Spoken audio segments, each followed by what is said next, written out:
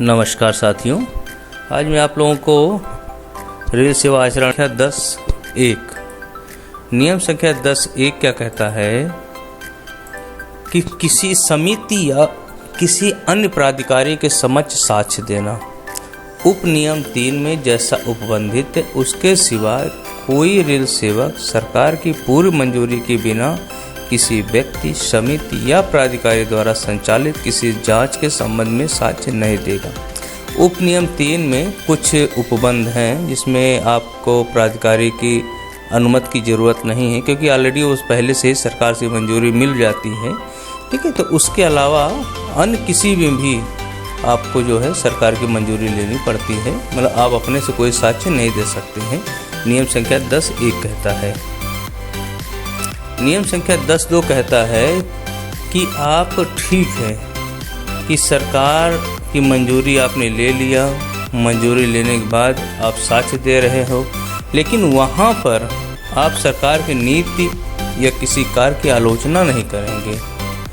ठीक है, इसमें लिखा हुआ है जहाँ उप नियम 1 के अधीन कोई मंजूरी प्रदान की गई हो वहाँ ऐसा साक्ष्य देने के अनुक्रम में रेल सेवक केंद्रीय सरकार या किसी राज्य सरकार की नीति या किसी कार्य की आलोचना नहीं करेगा।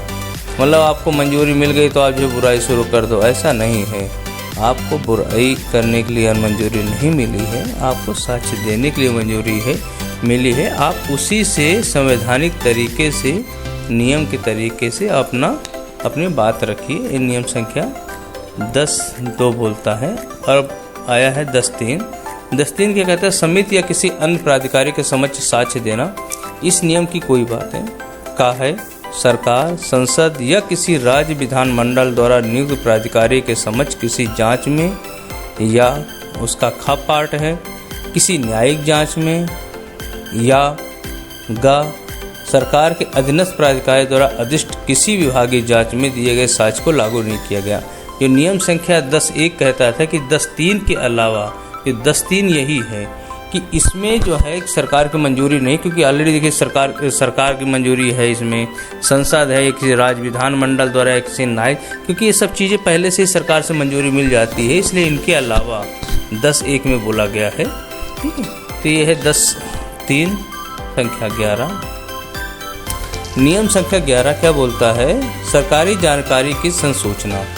प्रत्येक रेल सेवक कर्तव्यों के सद्भावपूर्वक अनुपालन में जानकारी के संसूचना किसी व्यक्ति को सूचना का अधिकार अधिनियम 2005 या 2005 का 22 इसका जो बना हुआ है उसके अनुसार कहा गया तथा इसके अंतर्गत बनाए गए नियमों के अनुसार देगा। जो हम लोग सूचना का अधिकार है उसके तहत हम लोग जो सूचना उपलब्ध करवाते हैं किसी व्यक्ति को, वो नियम संख्या 11 के तहत उपलब्ध करवाते हैं। मतलब हमें ये अधिकार नहीं है किसी को भी कोई सूचना दे दे, लेकिन नियम संख्या 11 बोलता है कि आपके पास एक कर्तव्य आपको दिया गया है, आपको CPIO या PIO जो भी आपको सूचना के बारे में आपको प्राधिकार दिया गया है, आप नियम संख्या 11 का उपयोग करते हुए RTI के तहत या अन्य जो भी है उसके तहत आप जो है किसी व्यक्ति को सूचना दे सकते हैं, लेकिन आप पहले से उसके लिए नामित हो। नियम संख्या 11 बोलता है।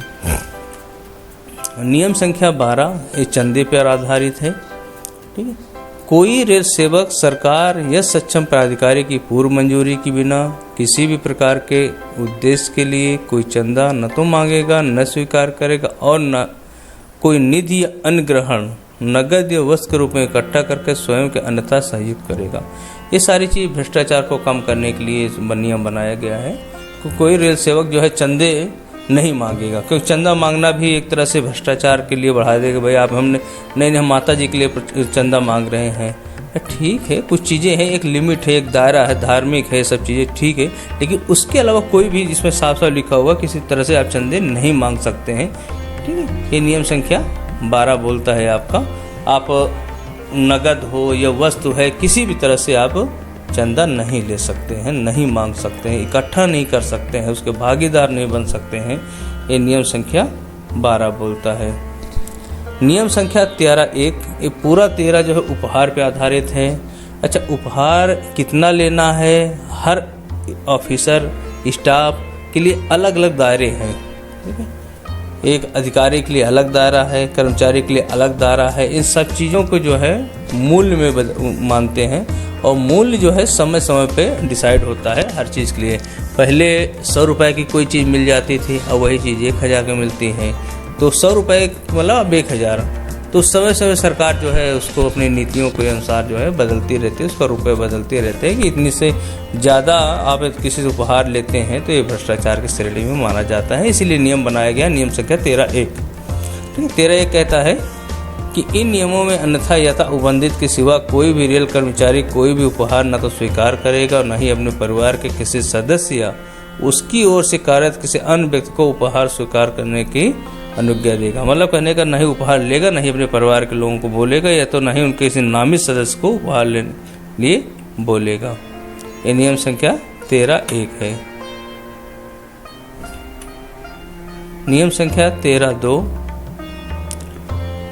ये बोलता है विवाह, वार्षिकोत्सव, दाह संस्कार या धार्मिक उत्सवों जैसे अवसरों पर, जबकि धार्मिक या सामाजिक प्रथा के अनुसार उपहार दिए जाते हैं। रेल कर्मचारी अपने निकट संबंधियों अथवा निजी मित्रों जिनके साथ सरकारी कामकाज में उसका कोई संबंध न हो उपहार स्वीकार कर लेगा, किंतु यदि उपहार की कीमत समय समय पर दिए गए मूल्य से अधिक हो तो रेल कर्मचारी इसकी सूचना सरकार को देगा। अब आपकी शादी हो रही है या कहीं कोई धार्मिक उत्सव हो रहे हैं या कोई आपका मतलब बर्थडे आ रहा है, तो ये सारी चीज़ें हैं, आप उपहार ले सकते हैं, लेकिन एक इसकी सीमा है। 1000 रुपये, 2000 रुपये, 3000, ये सब अलग अलग दायरे हैं। वो समय समय पे जो है गवर्नमेंट अपना डिसाइड करती रहते हैं, उससे ज़्यादा नहीं ले सकते। यदि लेते हैं तो इसकी सूचना सरकार को आप देंगे।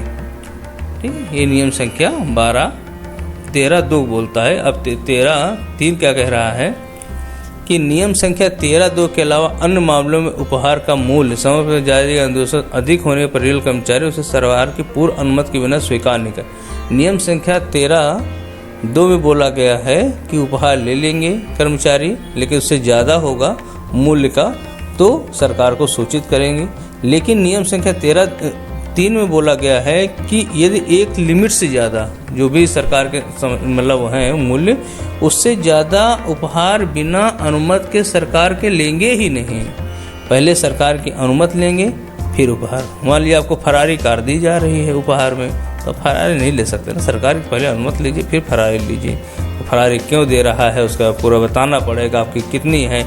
ऐसा तो नहीं आप फर्जी बढ़ा करके, जो भी है मतलब सीधा सीधा जो नियम बने गए वो भ्रष्टाचार को रोकने के लिए गए हैं, जितने भी नियम हैं। ठीक है, नियम संख्या 2 में बोला गया है कि आप इससे ज़्यादा ले नहीं सकते हैं, यदि लेते हैं इतने मूल्य से ज़्यादा सरकार को सूचित करेंगे। नियम संख्या 13(3) बोलता है कि इस मूल्य से ज़्यादा आप बिना सरकार की अनुमति के ले ही नहीं सकते हैं। नियम संख्या 13(3) में कहा गया है। 13(4) में कहा गया है उपनियम 2(3) में अंतर्निष्ठ बात के होते हुए भी रेल कर्मचारियों किसी भारतीय प्रतिनिधिमंडल के हैसियत से या अन्यथा विदेशी उच्च पदस्थ अधिकारियों से ऐसे उपहार कर सकेगा, उसे अपने पास रख सकेगा। किसी एक अवसर पर प्राप्त उपहारों का बाजार मूल्य सरकार द्वारा निर्धारित मूल्य से अधिक न हो। अन्य सभी मामलों में ऐसे उपहारों को स्वीकार करना, उन्हें अपने साथ रखना सरकार द्वारा संबंध में समय समय जारी के अनुदेशों द्वारा भी नियमित होगा। यदि मान लीजिए कोई अपना प्रतिनिधिमंडल रेल कर्मचारी कहीं विदेश में जाता है तो वहाँ से तो कोई उसको गिफ्ट मिलता है तो रख सकता है, लेकिन उसकी भी एक मूल्य की सीमा है। उससे ज़्यादा कोई मिलता है तो नहीं रख सकता, और सरकार को सूचित करेगा। नियम संख्या 13(2) और 13(3) को दोनों को पालन करते हुए नियम संख्या 13(4) में बोला गया है। नियम संख्या 13(5) में बोला गया किसी रेल कर्मचारी किसी ऐसी विदेशी फर्म से कोई उपहार स्वीकार नहीं करेगा जो भारत सरकार से या तो संविदा पर कर रही हो या किसी या ऐसी फर्म जिसके साथ रेल कर्मचारी का शासकीय व्यवहार था, है या होने की संभावना है। रेल कर्मचारी द्वारा किसी भी अन्य फर्म से उपहारों को स्वीकार करना उपनियम 3 के उपबंधों के अधीन होगा। मतलब कोई भी रेल कर्मचारी विदेशी फर्म से नहीं स्वीकार करेगा उपहार जिसका कि भारत सरकार से या मान ली रेलवे के साथ उसका संविदा कर रही हो या उसके साथ शासकीय व्यवहार हो रहा हो या होने की संभावना हो, उससे नहीं करेगा। लेकिन अन्य फर्मों से उपहार ले लेगा, लेकिन नियम संख्या 13(3) के तहत मूल्य जो दर्शाया गया है उसके अनुसार जो है उसको इकट्ठे करना पड़ेगा। नियम संख्या 13 का, अभी हम 13 के बारे में पढ़े, 13 का है वो दहेज है। कोई रेल सेवक नंबर 1 न तो दहेज देगा, न लेगा और न उसके दिए जाने के लिए दुष्प्रेरण ही करेगा।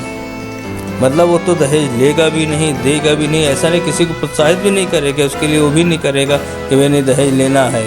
मतलब कहने का कि रेल सेवक की सरकारी जो नीतियां हैं कि दहेज लेना पाप है, सरकारी नीति की है, सरकारी की पॉलिसी है, उसके अनुरूप ही रहेगी। इसीलिए पहले बोल दिया गया 13 का में कि न तो दहेज देगा, न लेगा और न उसके लिए देने दुष्प्रेरणा को ही करेगा। नियम संख्या 13 का के 2 है, यथास्थिति वधू या वर के माता पिता या संरक्षक से प्रत्यक्षता या प्रत्यक्ष किसी दहेज की मांग नहीं करेगा। मतलब ठीक वहाँ पे नहीं ले लेंगे बाद में, लेकिन वधू से या उसके माता पिता संरक्षक से किसी से आप मांग रहे हो, मतलब इस तरह से कोई भी आप दहेज नहीं मांगोगे। ये नियम संख्या 13 का बोल रहे हैं। धन्यवाद।